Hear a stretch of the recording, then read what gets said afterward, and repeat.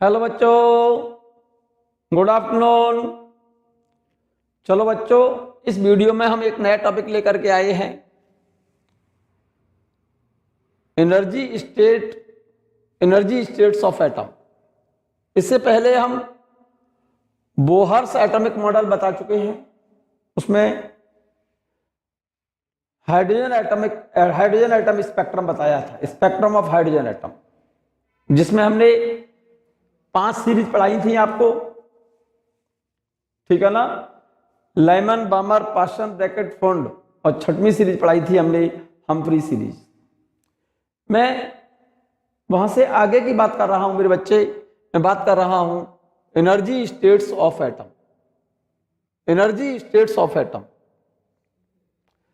Franco hertz ने experimentally ये prove किया कि हर एक एटम के अंदर कांस्टेंट एनर्जी लेवल्स होते हैं, डिस्क्रीट एनर्जी लेवल्स होते हैं। Frank and hertz proved experimentally that each atom has discrete energy states। Franco hertz ने एक्सपेरिमेंटली ये बात शो की, ये बात प्रूफ की कि हर एक एटम के अंदर कांस्टेंट एनर्जी लेवल होते हैं, डिस्क्रीट एनर्जी स्टेट्स होती हैं। The minimum energy state of atom is called ground state. उस एटम की सबसे लोएस्ट एनर्जी स्टेट को, लोएस्ट एनर्जी लेवल को बोलते हैं मेरे बच्चे ग्राउंड स्टेट, ठीक है ना। The highest energy state is called ionisation state. सबसे लोएस्ट एनर्जी लेवल को ग्राउंड स्टेट कहते हैं और सबसे हाईएस्ट एनर्जी स्टेट को हम क्या बोलते हैं मेरे बच्चे, आयोनाइज्ड स्टेट, ठीक है ना। इन द नॉर्मल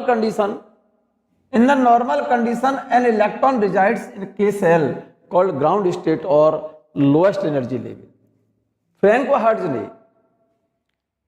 एक्सपेरिमेंटली यह प्रूफ किया कि एटम के अंदर कांस्टेंट एनर्जी लेवल्स होते हैं। लोएस्ट एनर्जी लेवल को ग्राउंड स्टेट बोलते हैं, ठीक है ना। हाईएस्ट एनर्जी स्टेट को बोलते हैं आयोनाइज्ड स्टेट।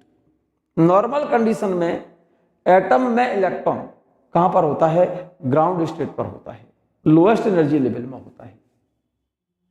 जब किसी एटम को हम बाहर से एनर्जी देंगे तो वो उस एटम में इलेक्ट्रॉन जो ग्राउंड स्टेट पर बैठा हुआ है वो एक्साइटेड होकर कहां पर जाएगा, हायर एनर्जी लेवल में जाता है। जिन एनर्जी लेवल्स में जाता है, जिन हायर एनर्जी लेवल में जाता है, इस फिनोमिना को the sending of electron from lower energy level to higher energy level is called excitation. क्या बोलते हैं, एक्साइटेशन बोलते हैं। और लोएस्ट एनर्जी लेवल से अगर हाईएस्ट एनर्जी लेवल में चला जाए इलेक्ट्रॉन तो इसे बोला जाता है ionisation.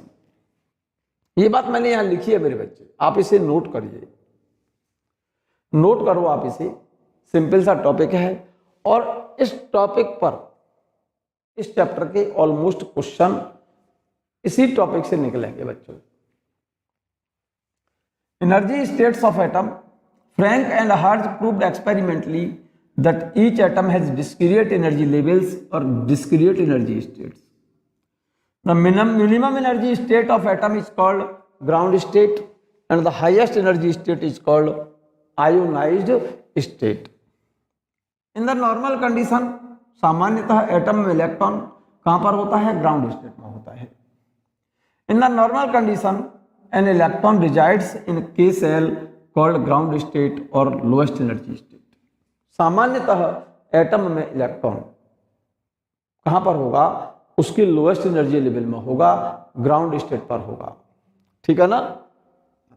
If we supply energy to an electron, क्योंकि सामान्यतः नॉर्मल कंडीशन में एटम में इलेक्ट्रॉन सबसे कम एनर्जी वाली एनर्जी स्टेट में है। अगर हम उस एटम को in the form of electric discharge बाहर से एनर्जी दे दें तो उस एटम में इलेक्ट्रॉन जो लोएस्ट एनर्जी लेवल में बैठा हुआ है वो चला जाएगा कहां पर, उस एनर्जी को लेकर हायर एनर्जी लेवल में।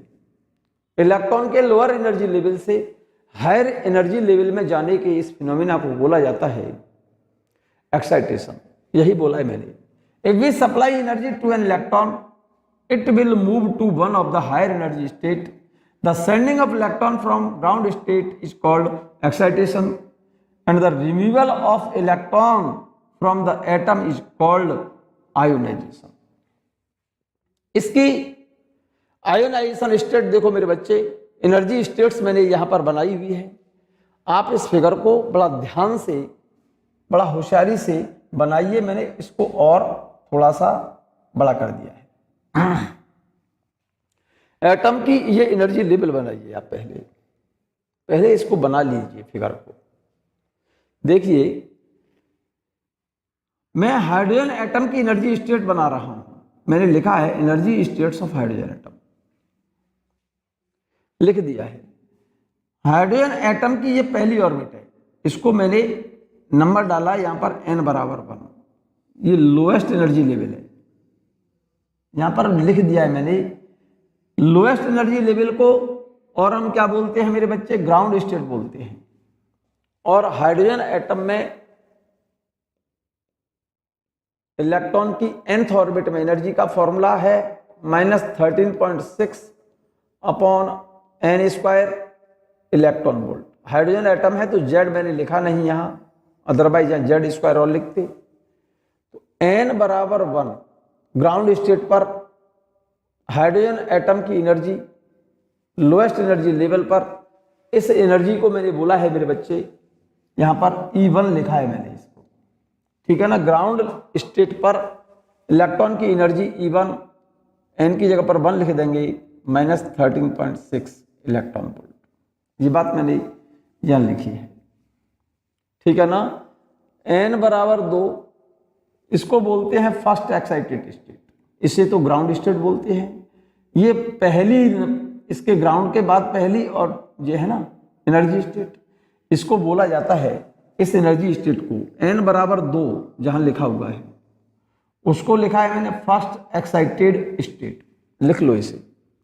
और n बराबर 2 का मतलब सेकंड ऑर्बिट में इलेक्ट्रॉन की एनर्जी, यहां पर n की जब 2 लिख करके स्क्वायर करेंगे, 4 से डिवाइड करेंगे तो ये -3.4 इलेक्ट्रॉन वोल्ट आती है। इसका मतलब इसको बोलते हैं ग्राउंड स्टेट। ग्राउंड स्टेट पर इलेक्ट्रॉन की एनर्जी होती है -13.6 इलेक्ट्रॉन वोल्ट। सेकंड ऑर्बिट को हम फर्स्ट एक्साइटेड स्टेट बोलते हैं।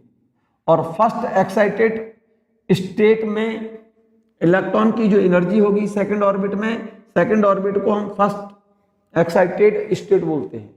तो फर्स्ट एक्साइटेड स्टेट के लिए n बराबर 1 नहीं लिखेंगे, n बराबर 2 लिखेंगे। और सेकंड ऑर्बिट में इलेक्ट्रॉन की एनर्जी -3.4 इलेक्ट्रॉन वोल्ट होती है। ये वैल्यू रटनी नहीं है आपको, आप इस फॉर्मूले में डालो, n की जगह पर 2, 2 का स्क्वायर करो, 4 से डिवाइड करो, ये वैल्यू आएगी। n बराबर 3, इसका मतलब इसको बोलते हैं सेकंड एक्साइटेड स्टेट। कौन सी state? Second excited state. Second excited state पर n बराबर 3 लिखो, 3 का स्क्वायर 9 से डिवाइड कर दो तो एनर्जी थर्ड ऑर्बिट में आएगी इलेक्ट्रॉन की। सेकंड एक्साइटेड स्टेट पर इलेक्ट्रॉन की एनर्जी आ जाएगी मेरे बच्चे, कितनी? E3 इक्वल टू माइनस, इस वैल्यू को 9 से डिवाइड करोगे तो -1.51 इलेक्ट्रॉन वोल्ट, ये लिखी हुई है। सेकंड एक्साइटेड स्टेट पर का मतलब तीसरी ऑर्बिट में इलेक्ट्रॉन की एनर्जी इतनी है, ठीक है ना। n बराबर 4 लिख दिया, इसको लिखेंगे थर्ड एक्साइटेड स्टेट।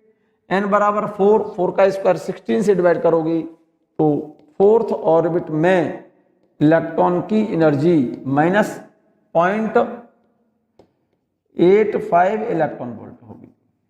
क्लियर है? And so on. n बराबर इंफिनिटी, लास्ट एनर्जी लेवल कौन सा होगा? Ionisation state. यहां पर एनर्जी कितनी होगी?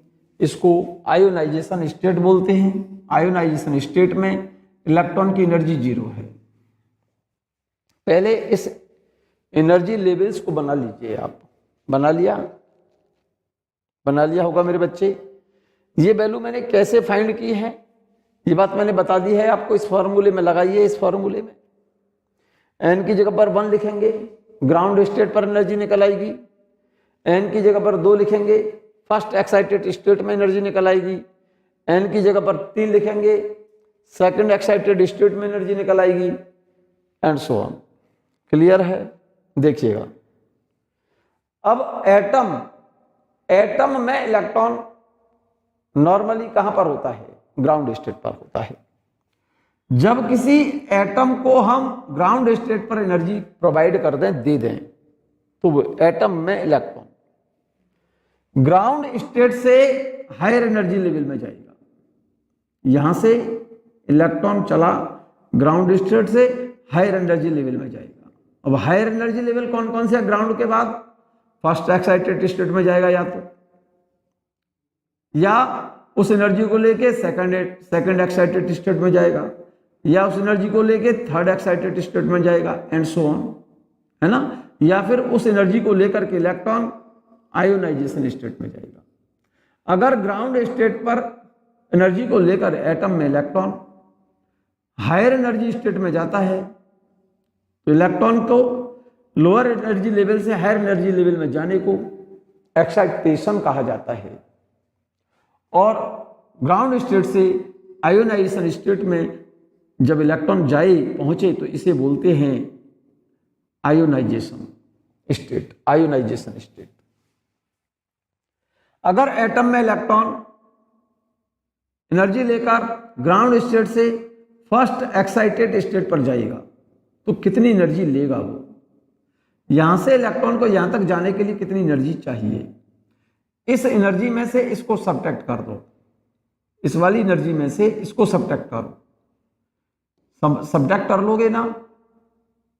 अरे भाई, इस एनर्जी में से इसे सब्ट्रैक्ट करोगे, एटम में इलेक्ट्रॉन को ग्राउंड स्टेट से इलेक्ट्रॉन कहां पहुंचेगा? फर्स्ट एक्साइटेड स्टेट पर पहुंचेगा।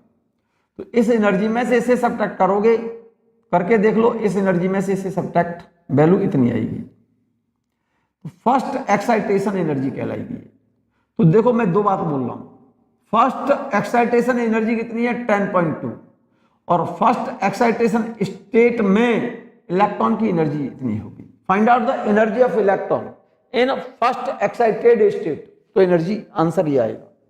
Find out the first excitation energy, तो इस एनर्जी में से इसे सब्ट्रैक्ट कर देना तो रिजल्ट ये आएगा। ये तो फर्स्ट एक्साइटेशन एनर्जी है, और this is the energy of an electron in first excited state. Clear? अब एटम में अगर इलेक्ट्रॉन उस एनर्जी को लेकर ग्राउंड स्टेट से सेकंड एक्साइटेड स्टेट में चला जाता है, तो जितनी एनर्जी एब्जॉर्ब करेगा उसे सेकंड एक्साइटेशन एनर्जी कहेंगे। सेकंड एक्साइटेशन एनर्जी ये कितनी आएगी? इस एनर्जी में से इसे कम कर दो, क्योंकि यहां से यहां जा रहा है ना, तो इस एनर्जी का अंतर जो भी आएगा उसे सेकंड एक्साइटेशन एनर्जी कहेंगे। This is the second excitation energy, this is the energy of an electron in second excited state. तो इलेक्ट्रॉन की सेकंड एक्साइटेड स्टेट पर एनर्जी इतनी होगी, लेकिन सेकंड एक्साइटेशन एनर्जी का मतलब इलेक्ट्रॉन को ग्राउंड स्टेट से सेकंड एक्साइटेड स्टेट तक जाने में, ले जाने के लिए जितनी एनर्जी प्रोवाइड की जाएगी, उस एनर्जी को सेकंड एक्साइटेशन एनर्जी कहा जाएगा। अगर उस एनर्जी को लेकर इलेक्ट्रॉन ग्राउंड स्टेट से थर्ड एक्साइटेड स्टेट में पहुंच जाता है, तो जो एनर्जी लेकर के गया है उस एनर्जी को हम थर्ड एक्साइटेशन एनर्जी कहेंगे। वो वैल्यू कितनी होगी? इस एनर्जी में से इसको सब्ट्रैक्ट कर लो, रिजल्ट ये आएगा, this is the third excitation energy, this is the energy of an electron in third excited state, या फोर्थ ऑर्बिट में एनर्जी होगी यही।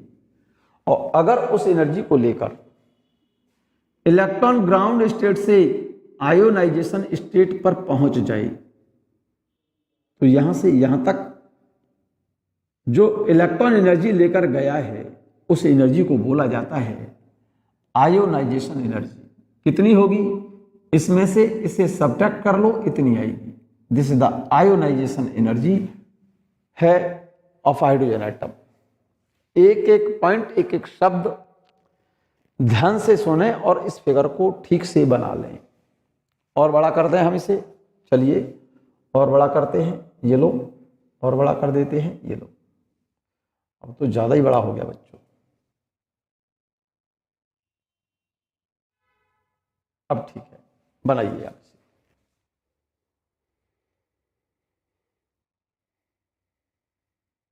बना लेंगे ना, बना लिया ना बच्चों, very good.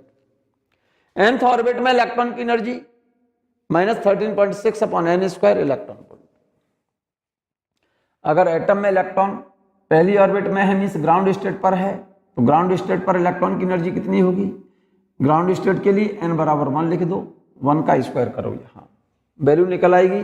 This is the energy of electron in ground state. First excited state पर एनर्जी कितनी होगी? n बराबर 2 लिख दो, 2 का स्क्वायर करो, 4 से डिवाइड कर दो। This is the energy of an electron in first excited state. ऐसे ही थर्ड ऑर्बिट में निकालनी है, n बराबर 3 लिख दो, यहाँ पर 3 का स्क्वायर 9, 9 से डिवाइड करो इस वैल्यू को, तो ये वैल्यू थर्ड ऑर्बिट पर मीन्स सेकंड एक्साइटेड स्टेट में एनर्जी आएगी, एनर्जी 151 इलेक्ट्रॉन वोल्ट। ये वैल्यू कैसे आई? -13.6 को 3 के स्क्वायर का मीन्स 9 से डिवाइड कर दो, तो ये वैल्यू आएगी। This is the energy of an electron in second excited state. और n बराबर 3, 4, 5 एंड सो ऑन। अगर n बराबर है ना, हाईएस्ट एनर्जी स्टेट है, ये कितनी होगी? 0। तो energy of an electron in ionisation state. First excitation energy क्या होगी? जब इलेक्ट्रॉन ग्राउंड स्टेट से फर्स्ट एक्साइटेड स्टेट में जाएगा तो जो एनर्जी एब्जॉर्ब की जाएगी E2 - E1, तो फर्स्ट एक्साइटेशन एनर्जी कहलाएगी। E2 - E1 कितना होगा मेरे बच्चे? देखो, E2 ये रही, E1 ये रही, this minus this first excitation energy कहलाएगी। Delta E E2 - E1। इस एनर्जी में से इसे सब्ट्रैक्ट कर दो, तो इलेक्ट्रॉन ग्राउंड स्टेट से फर्स्ट एक्साइटेड पर जाएगा और ग्राउंड स्टेट से फर्स्ट एक्साइटेड स्टेट पर जाने के लिए इलेक्ट्रॉन को कम से कम कितनी एनर्जी चाहिए? 10.2 इलेक्ट्रॉन वोल्ट एनर्जी चाहिए।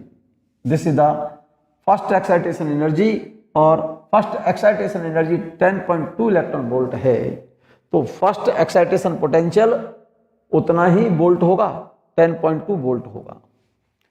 Second excitation energy ground state से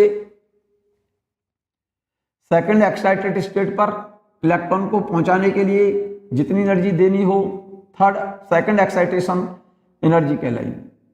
तो इस एनर्जी में से इसे सब्ट्रैक्ट करो, E3 में से E1 को सब्ट्रैक्ट कर दो, तो रिजल्ट आएगा 12.09।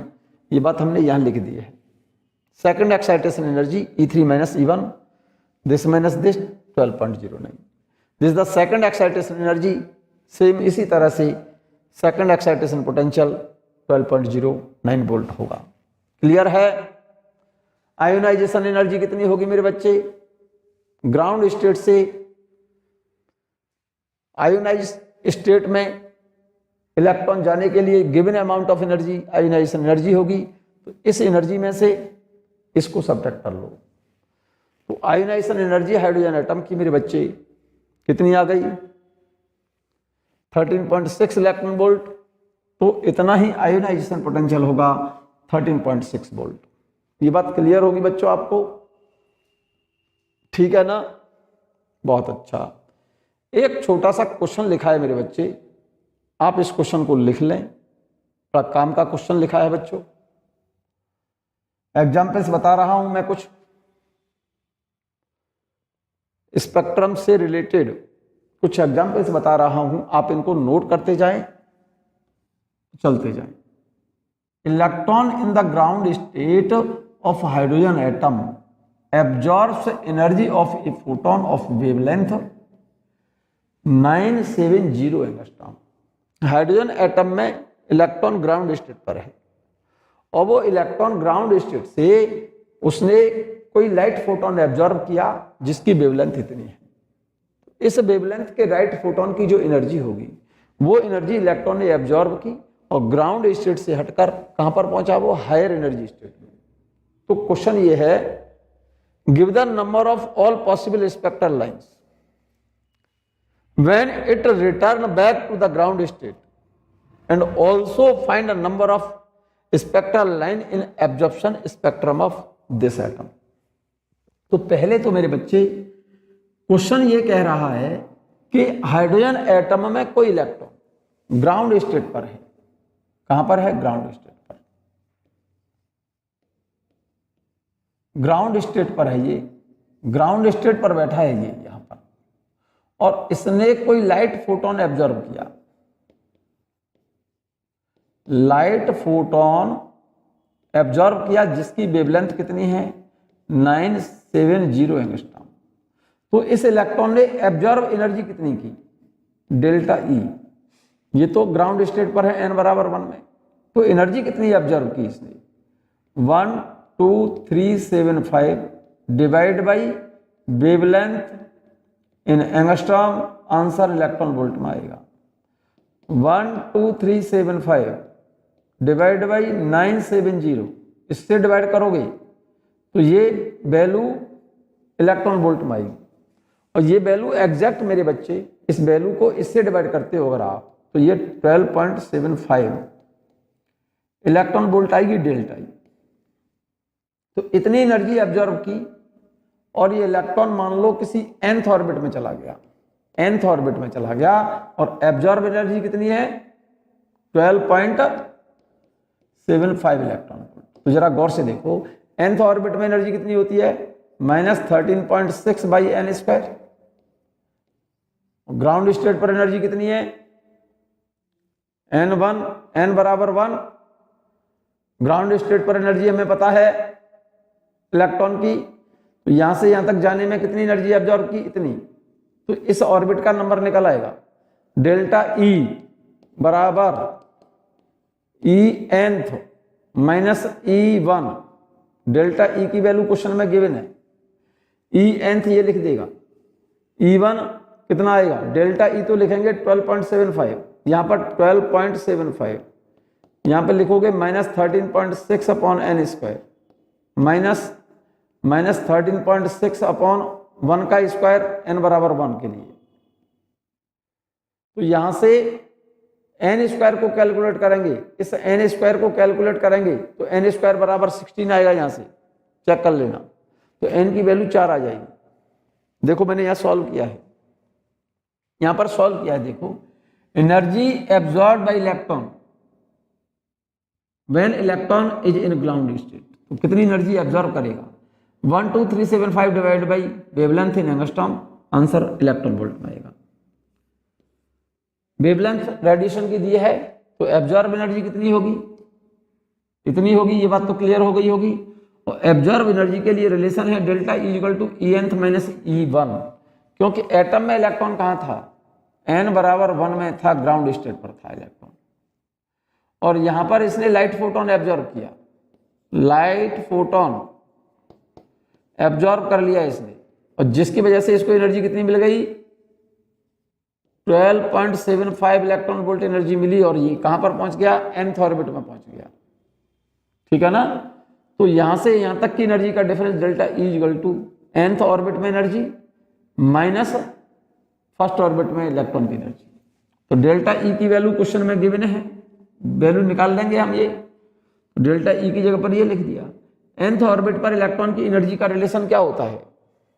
ई energy of an electron in nth orbit. Hydrogen atom की बात कर रहा है,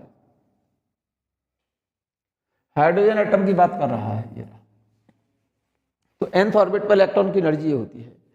तो डेल्टा ई तो ये रहा, ई nth लिख दिया -13.6 अपॉन n स्क्वायर, माइनस पहली ऑर्बिट में इलेक्ट्रॉन की एनर्जी कितनी होगी? 13.6 अपॉन 1 का स्क्वायर, तो एक ही बात है। तो ये वैल्यू n स्क्वायर की 16 आएगी, चेक कर लो। यहां से कैलकुलेट अगर करोगे आप, देखो ये टर्म प्लस हो गया, इस वाली वैल्यू को इक्वल से आप इधर लाओ, ये वाली वैल्यू को इक्वल से इधर लाओगे तो माइनस हो जाएगी। तो माइनस से इसमें से 13.6 में से ये वैल्यू सब्ट्रैक्ट कर लेना, वैल्यू माइनस में आएगी, माइनस से माइनस काट देना। n square upon n square बराबर होगा 13.6 अपॉन 13.6 माइनस 12.75। इसको सॉल्व करोगे तो ये 16 आएगी वैल्यू, चेक कर लो। एग्जैक्ट 16 आएगी तो n की वैल्यू आएगी 4, इसे सॉल्व कर लेना। ये एग्जैक्ट 16 आएगा, n स्क्वायर की वैल्यू आएगी 4। तो इसका मतलब एटम में इलेक्ट्रॉन ग्राउंड स्टेट से n बराबर पहली ऑर्बिट से, n बराबर पहली ऑर्बिट से कौन सी ऑर्बिट में चला गया? फर्स्ट ऑर्बिट ये रही, सेकंड ये रही, थर्ड ये रही, फोर्थ ऑर्बिट ये रही। n बराबर 1, n बराबर 2, n बराबर 3, n बराबर 4। तो इसका मतलब इलेक्ट्रॉन ग्राउंड स्टेट से हटा और फोर्थ ऑर्बिट पर पहुंच गया। तो इलेक्ट्रॉन कहां पर पहुंचा? अब फोर्थ ऑर्बिट पर। तो यहां से इलेक्ट्रॉन जंप करेगा तो कहां आ सकता है? फोर्थ से थर्ड पर आ सकता है, फोर्थ से सेकंड पर आ सकता है, फोर्थ से फर्स्ट पर आ सकता है, उसके बाद थर्ड से सेकंड पर आ सकता है, थर्ड से फर्स्ट पर आ सकता है, उसके बाद सेकंड से फर्स्ट पर आ सकता है। तो यहां पर इमिशन स्पेक्ट्रम में मेरे ख्याल से 6 लाइन मिल रही हैं, 1 2 3 4 5 6। फिर से समझो इस बात को, फिर से मैं बनाई दे रहा हूं। एटम में इलेक्ट्रॉन सबसे पहले कहां पर था? ग्राउंड स्टेट पर था। जो लाइट फोटोन उसने एब्जॉर्ब किया, जिसकी वेवलेंथ इतनी है, कहां पर पहुंच गया वो? n बराबर फोर्थ ऑर्बिट पर पहुंच गया, फर्स्ट सेकंड थर्ड और ये फोर्थ। तो एटम में इलेक्ट्रॉन मेरे बच्चे ये n बराबर सेकंड है, ये n बराबर थर्ड है। ग्राउंड स्टेट से चल करके कहां पर पहुंचा? फोर्थ पर पहुंचा। तो फोर्थ ऑर्बिट से जब इलेक्ट्रॉन जंप करेगा तो यहां से यहां पर भी आ सकता है, यहां से यहां भी आ सकता है, यहां से यहां भी आ सकता है, ठीक है। और यहां से यहां आने के बाद ये इलेक्ट्रॉन यहां से यहां भी जंप कर सकता है, यहां से यहां भी जंप कर सकता है, और यहां पर आने के बाद यहां से यहां भी जंप कर सकता है। क्रम से बनाया मैंने, देखो पहले ये, फिर ये, फिर ये। हायर एनर्जी लेवल से पहले नीचे लाया, फिर अब यहां से लाया मैं, यहां से लाया नीचे, फिर यहां से लाया नीचे, फिर यहां से लाया, क्रम से लाया। तो इसमें रेडिएशन 6 मिल रहे हैं, 1 2 3 4 5 6। तो इमिशन स्पेक्ट्रम में हमको 6 स्पेक्ट्रल लाइन मिलेंगे। और number of spectral line in emission spectrum, number of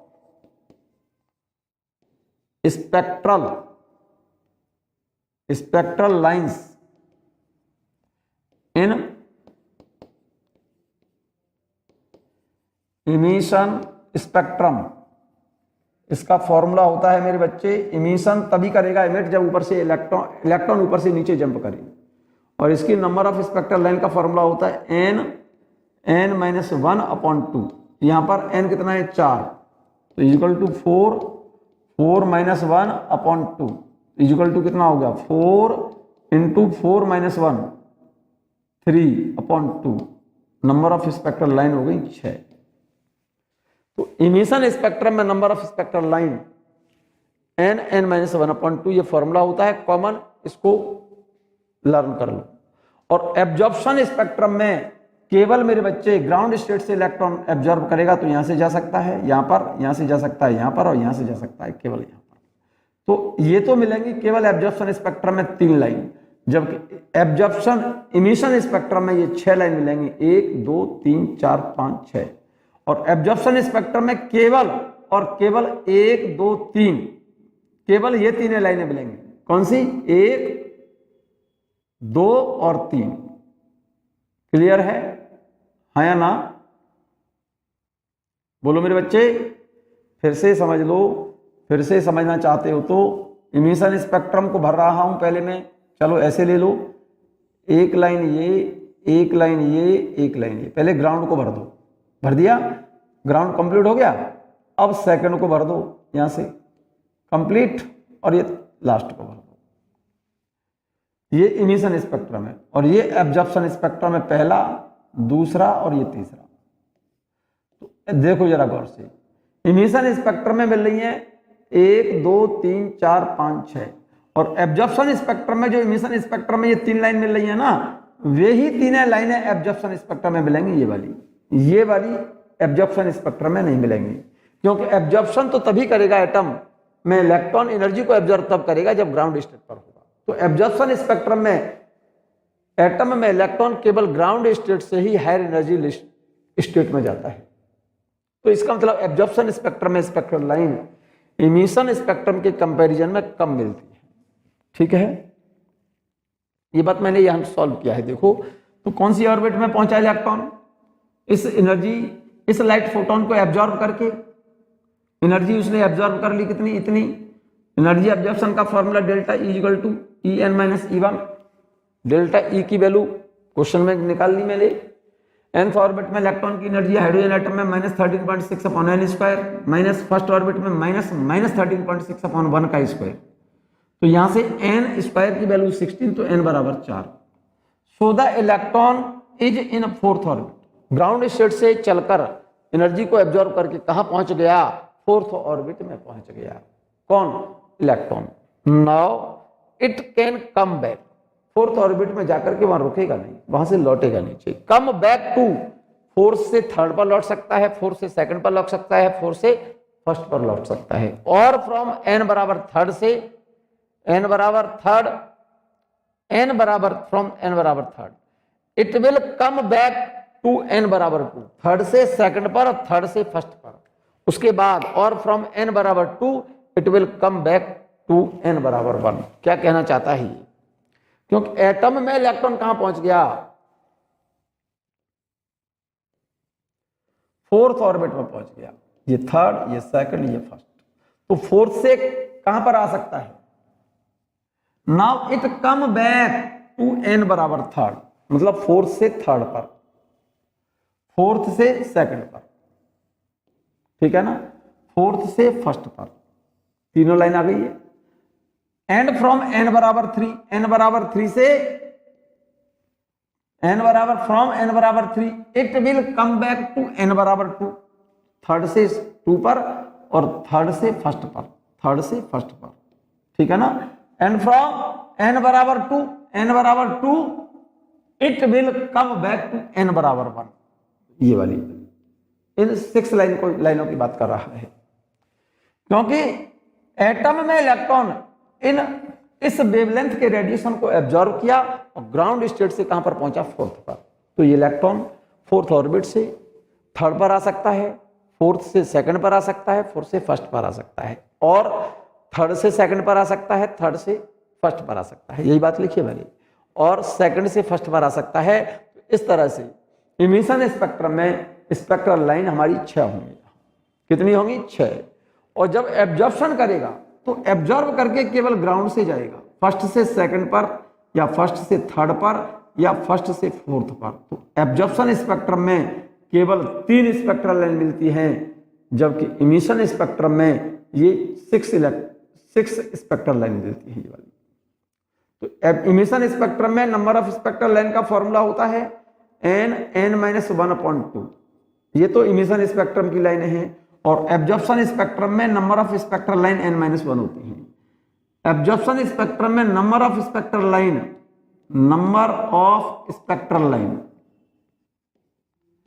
spectral lines in absorption spectrum n-1 होती है। और इमिशन स्पेक्ट्रम में नंबर ऑफ स्पेक्ट्रल लाइन का फॉर्मूला n-1/2 होता है। ये पॉइंट नोट कर लिया जाए, ठीक है। So total number of spectral lines will be, count करो, 1 2 3 4 5 6, 3 + 2 + 1, 3 ये रही, 2 ये रही, 1 ये रही, 6 हो गई।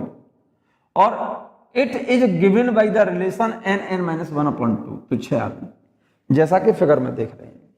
जबकि एब्जॉर्प्शन स्पेक्ट्रम में क्या हो रहा है, इमिशन स्पेक्ट्रम में तो 6 मिल गई।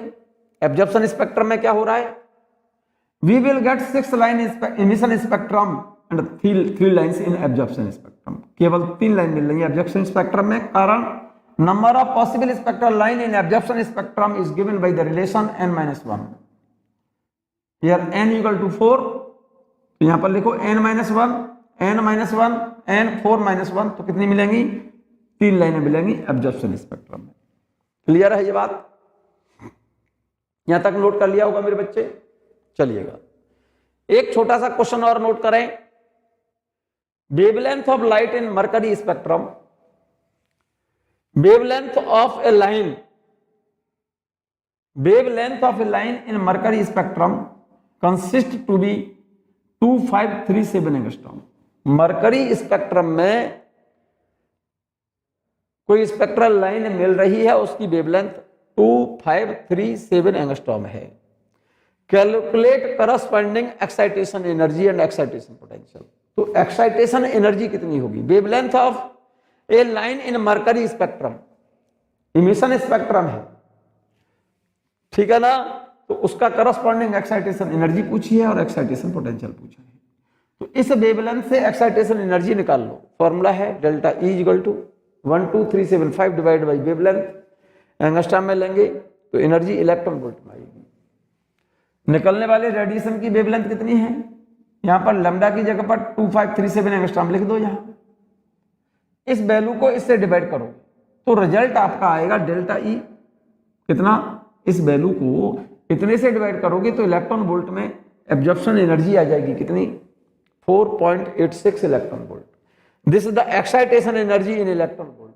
और जितनी एनर्जी इलेक्ट्रॉन वोल्ट में एक्साइटेशन एनर्जी है उतना ही एक्साइटेशन पोटेंशियल वोल्ट में होगा मेरे बच्चे।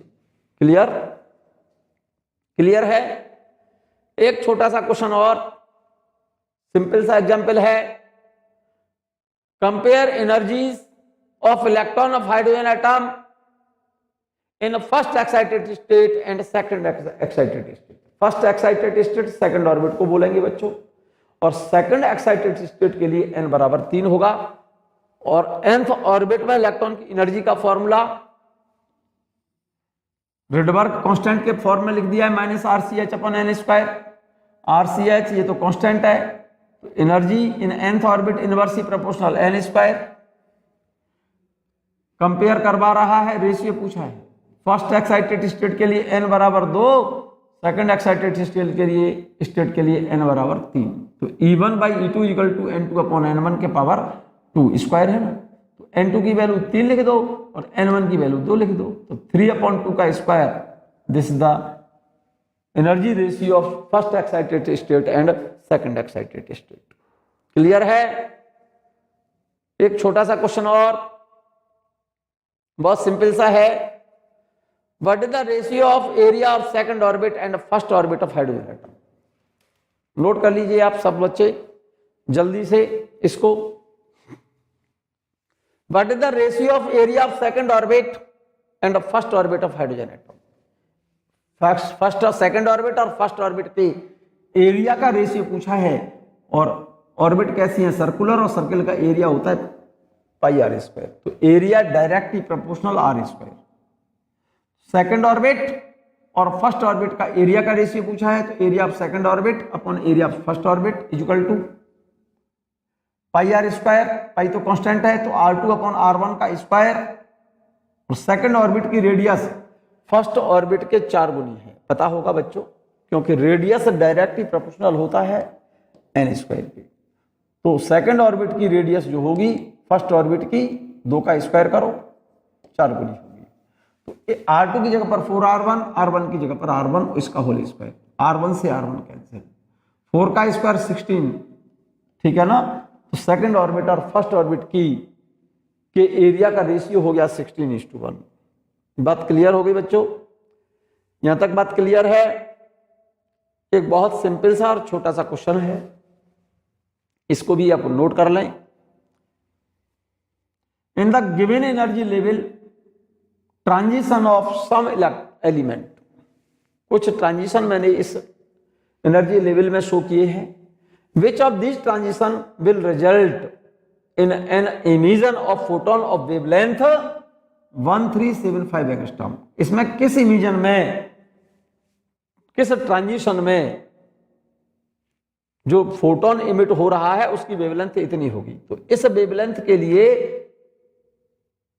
एनर्जी कितनी इमिट हो रही है, इसके लिए डायरेक्ट वैल्यू लगाइए फॉर्मूले में, delta E equal to 12375 divide by wavelength in angstrom. Answer angstrom में आएगा, इलेक्ट्रॉन वोल्ट में आएगा।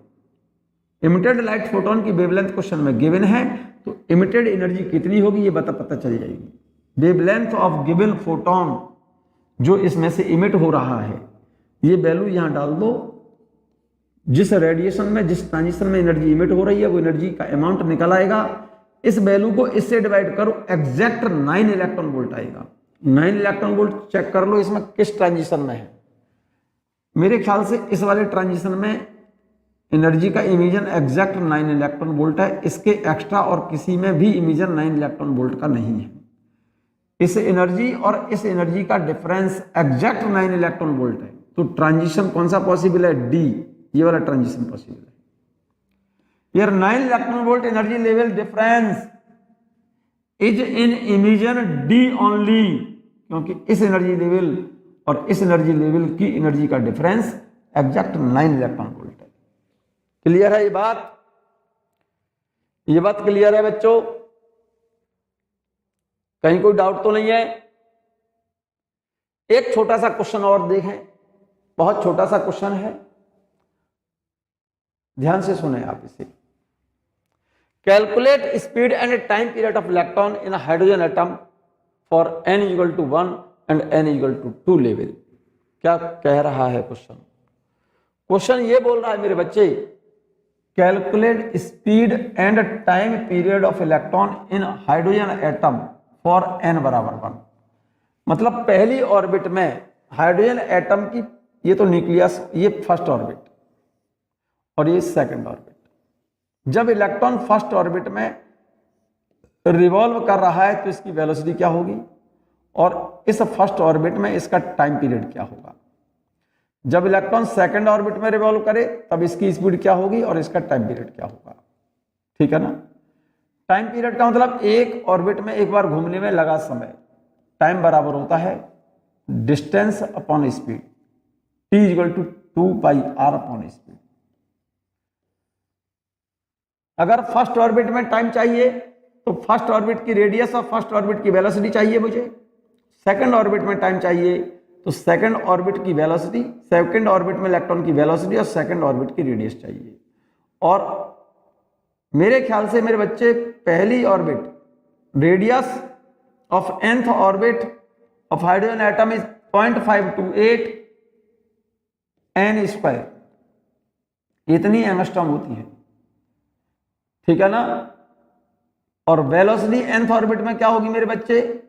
Velocity in nth orbit is equal to 2.18 into 10⁻6 upon n, इतने मीटर पर सेकंड होती है वेलोसिटी nth ऑर्बिट में, पता होगा। n बराबर 1 लिखो, पहली ऑर्बिट में रेडियस और वेलोसिटी निकल आएगी, और रेडियस पहली ऑर्बिट की और पहली ऑर्बिट की वेलोसिटी लिख देना तो पहली ऑर्बिट में टाइम पीरियड निकल आएगा। यहां पर n बराबर 2 लिख दोगे तो दूसरी ऑर्बिट की रेडियस निकल आएगी, दूसरी ऑर्बिट में वेलोसिटी निकल आएगी, और सेकंड ऑर्बिट का टाइम चाहिए, सेकंड ऑर्बिट की वेलोसिटी और सेकंड ऑर्बिट की रेडियस यहां से निकालकर यहां रख देना, सेकंड ऑर्बिट का टाइम पीरियड कैलकुलेट हो जाएगा।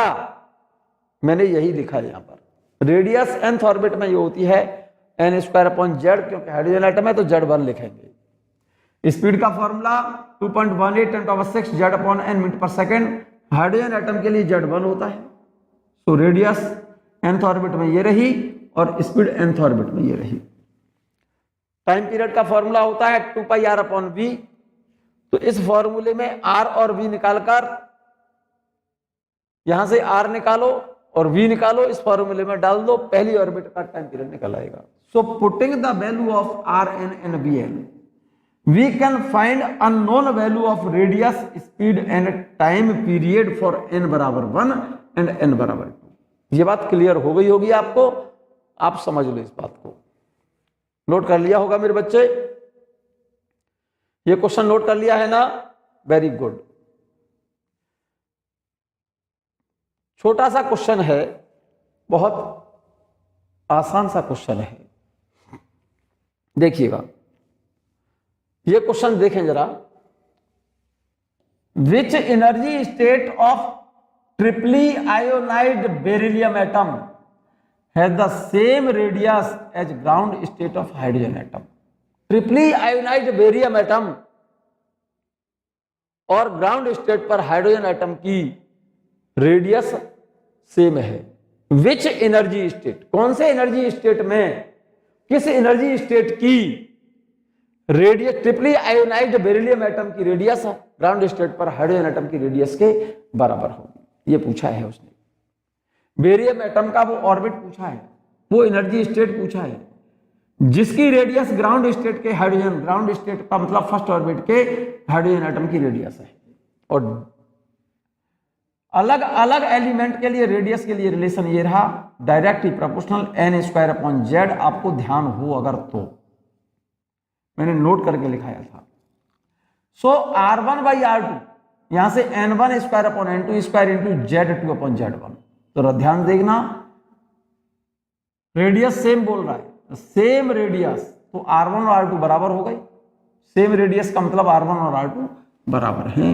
तो क्या हो जाएगा, n1² Z2 n2² Z1। Beryllium 4Be9, तो बेरिलियम का मास नंबर, एटॉमिक नंबर 4 है।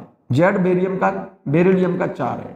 हाइड्रोजन एटम के लिए Z1 है, तो Z2 की वैल्यू 4 हो गई और हाइड्रोजन के लिए Z1 1 हो गया। ग्राउंड स्टेट के लिए हाइड्रोजन एटम के लिए N1 हो गया 1 और बेरिलियम एटम के लिए N2 पूछा है। और R1 और R2 बराबर हैं, तो फॉर्मूला डायरेक्ट लिखेंगे n1² Z2 n2² Z1, क्योंकि R1 और R2 बराबर हैं। हमको N2 की वैल्यू निकालनी है, इसको यहां रखो, Z1 को यहां ले आओ, तो n2² n1² Z2/Z1, ठीक है ना। n1 की वैल्यू दी है 1, तो n2² बराबर n1 की वैल्यू ये रखी है 1। Z2 की वैल्यू, Z2 ये रहा 4 अपॉन Z1 की वैल्यू कितनी है, हाइड्रोजन एटम 1, तो n2² बराबर 4, n2 बराबर 2। इसका मतलब ट्रिपली आयोनाइज्ड बेरिलियम एटम की सेकंड ऑर्बिट की रेडियस और हाइड्रोजन एटम की पहली ऑर्बिट की रेडियस दोनों बराबर होंगे, ग्राउंड स्टेट की रेडियस बराबर होंगी। क्लियर? यहां तक नोट कर लिया मेरे बच्चे? कहीं कोई प्रॉब्लम तो नहीं? चले आगे बच्चों। एक बेहतरीन सा बहुत छोटा सा क्वेश्चन अगर नोट कर सकते हैं तो नोट कर लें, काम का क्वेश्चन है, ठीक है ना। और इसको नोट कर लें बच्चों, बहुत बेहतरीन सा क्वेश्चन है ये, नोट करिए पहले क्वेश्चन नोट कर लीजिए पहले आप। Using Bohr's concept and find excitation energy of n equal to 3 level of singly ionized helium atom and ionization potential of doubly ionized lithium atom। ये कह रहा है बोहर्स कॉन्सेप्ट को यूज करना है आपको। एक्साइटेशन एनर्जी n बराबर 3 level पर सिंगली आयोनाइज्ड हीलियम एटम की एक्साइटेशन एनर्जी निकालनी है, और दूसरा निकालना आयोनाइजेशन पोटेंशियल निकालना है डबली आयोनाइज्ड लिथियम एटम का, ठीक है ना। तो कॉन्सेप्ट हाइड्रोजन बोहर्स थ्योरी क्या है, हाइड्रोजन एटम के स्पेक्ट्रम के लिए energy level, energy nth orbit में एनर्जी का फॉर्मूला होता है for atom other than hydrogen, energy of an electron in nth orbit -13.6 Z2/L2 electron volt. For singly ionised helium atom Z बराबर 2, ground state n1 बराबर 1। क्या पूछा है उसने, पहला एक्साइटेशन एनर्जी ऑफ n बराबर 3। एक्साइटेशन का मतलब ग्राउंड स्टेट से थर्ड ऑर्बिट पर जाने के लिए एनर्जी कितनी चाहिए, तो n की जगह पर 1 लिख दो। ग्राउंड स्टेट पर सिंगली आयोनाइज्ड हीलियम एटम की पहली ऑर्बिट पर इलेक्ट्रॉन की एनर्जी इतनी है, तीसरी ऑर्बिट पर इलेक्ट्रॉन की एनर्जी कितनी होगी, n की जगह पर 3 डाल दोगे, यहां इस जगह पर 3 डाल दोगे, Z की जगह पर हीलियम के लिए 2 का स्क्वायर अपॉन 3 का स्क्वायर, ये रहा 2 का स्क्वायर अपॉन 3 का स्क्वायर, ये 13.6 है ही। तो थर्ड ऑर्बिट पर इलेक्ट्रॉन की एनर्जी इतनी होगी। तो एक्साइटेशन एनर्जी कितनी होगी अब, तो ग्राउंड स्टेट से इलेक्ट्रॉन को थर्ड ऑर्बिट में ले जाने के लिए given amount of energy excitation energy है, तो delta E = E3 - E1। E3 तो ये रहा, E1 ये रहा और E3 ये रहा, इसमें से इसे सबट्रैक्ट कर लो। E3 तो ये वैल्यू है, E3 की वैल्यू, ये वाली वैल्यू ये लिखिए, माइनस, ये माइनस,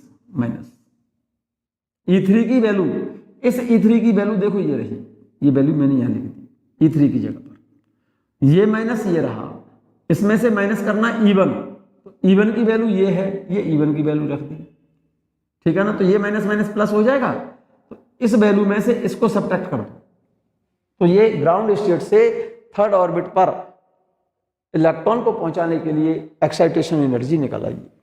अब कह रहा है लिथियम एटम का आयोनाइजेशन पोटेंशियल, तो लिथियम डबली आयोनाइज लिथियम एटम के लिए Z कितना हो गया 3। तो पहले ग्राउंड स्टेट पर एनर्जी निकालो लिथियम डबली आयोनाइज लिथियम एटम की, n बराबर 1 और Z बराबर 3, तो ग्राउंड स्टेट पर एनर्जी इतनी आ गई। आयोनाइजेशन स्टेट पर एनर्जी 0 है, तो ग्राउंड स्टेट से आयोनाइजेशन स्टेट में पहुंचाने के लिए given amount of energy electron volt में कितनी होगी, दिस माइनस दिस, इतने इलेक्ट्रॉन वोल्ट होगी, और ये आयोनाइजेशन एनर्जी है, तो आयोनाइजेशन पोटेंशियल इतना ही होगा, किसमें, वोल्ट में। क्लियर है, क्लियर है बच्चों, कहीं कोई दिक्कत तो नहीं मेरे बच्चे, यहां तक कोई प्रॉब्लम तो नहीं।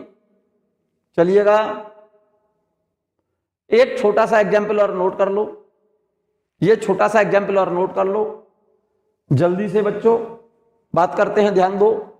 इन रदरफोर्ड एक्सपेरिमेंट, ध्यान होगा, Rutherford alpha particle scattering experiment, ध्यान है ना। In Rutherford experiment number of scattered alpha particle at an angle 60 degree are 100 पर minute. Rutherford alpha particle scattering experiment में 60 डिग्री पर स्कैटर्ड अल्फा पार्टिकल की संख्या कितनी है, 100 पर मिनट है। Then find the number of scattered alpha particle at an angle 90 degree. 60 degree पर स्कैटर्ड अल्फा पार्टिकल इतने हैं, तो 90 डिग्री पर स्कैटर्ड अल्फा पार्टिकल कितने होंगे। तो we know that n is directly inversely proportional sine की पावर साइन थीटा बाई 2 की पावर 4। आपने 60 डिग्री पर स्कैटर्ड अल्फा पार्टिकल दिए हैं, 90 पर पूछा है, डायरेक्ट फॉर्मूला है, ठीक है। n1 by n2 equal to inversely है ना, तो साइन थीटा 2/2 की पावर 4 अपॉन साइन थीटा 1/2 की पावर 4। n1 दे रखा है 100, n2 की वैल्यू फाइंड करनी है, इक्वल टू थीटा 2 कितना है 90, तो 90/2 45 साइन 45 की पावर 4, थीटा 1 कितना है 60, 60/2 30 साइन 30 की पावर 4। साइन 45 जरा चेक कर लो बच्चों, यहां पर देखो ये वैल्यू कितनी आ गई, 100/n2 equal to sine 45 upon sine 30 की पावर 4। डायरेक्ट 100/n2 साइन 45 की वैल्यू होती है 1/√2 अपॉन साइन 30 की वैल्यू होती है 1/2 की पावर 4। इस 2 को ऊपर ले जाओ, 100/n2, 2 को ऊपर ले जाओगे और √2 से 2 को काटोगे तो √2 टाइम्स कट जाएगा और इसकी पावर 4। तो n2 बराबर 100/√2 की पावर 4, मेरे ख्याल से 2 का स्क्वायर हो गया, और 2 का स्क्वायर कितना हो गया मेरे बच्चे 100/4, और 100 को 4 से डिवाइड करोगे तो स्कैटर्ड अल्फा पार्टिकल आ गए कितने 25 पर minute. This is the required result, 25 alpha particle पर मिनट, ये रिजल्ट आएगा। इसको आप सॉल्व करेंगे अगर आप, तो ये वैल्यू आई, मैंने सॉल्व कर दिया है। ये बात क्लियर है मेरे बच्चे, यहां तक बात क्लियर है, यहां तक बात क्लियर है मेरे बच्चे। यहां से आगे के एग्जाम्पल बच्चों मैं नेक्स्ट वीडियो में डिस्कस कराऊंगा स्ट्रक्चर ऑफ एटम के। तब तक के लिए इस वीडियो को 1-2 बार सुन लें, इतना ही काफ़ी है। सिंपल टॉपिक है, सिंपल चैप्टर है ये टॉपिक आपने केमिस्ट्री में भी पढ़ा होगा, डायरेक्ट फॉर्मूला बेस्ड क्वेश्चन है, ठीक है कि नहीं। तब तक के लिए वीडियो सुने और रिवाइज कर लें।